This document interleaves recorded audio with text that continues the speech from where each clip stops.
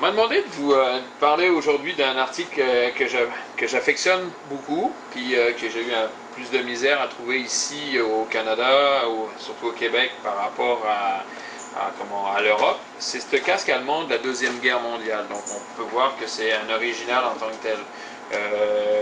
Pour en trouver ici, maintenant c'est certain qu'on peut faire beaucoup d'envois par la poste ou par bateau en ce qui concerne les artefacts de la Deuxième Guerre mondiale. Sauf que celui-ci, bon, effectivement, je l'ai trouvé au Québec, mais je l'ai fait venir d'Europe.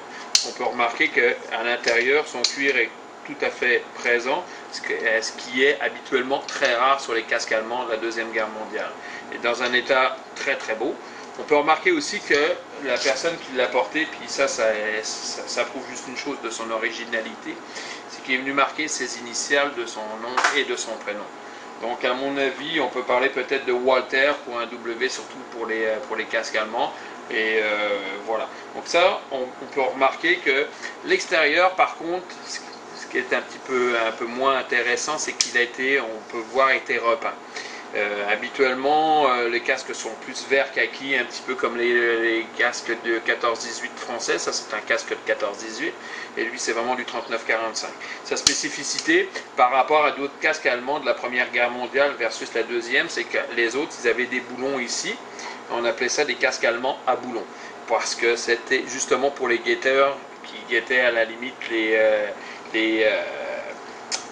ils guettaient en tant que tels, hein. Ils étaient au premier front, puis ils mettaient une autre plaque de tôle ici devant pour justement que quand les gens tiraient, ça pouvait ralentir la balle avant que la personne ne meure. Donc on appelait ça des casques à boulons. Lui, ça serait un casque plus de l'infanterie en tant que tel.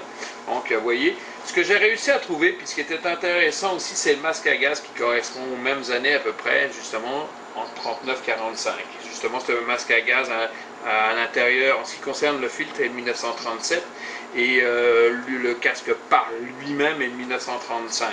Donc là, on peut remarquer que oui, on l'a au complet.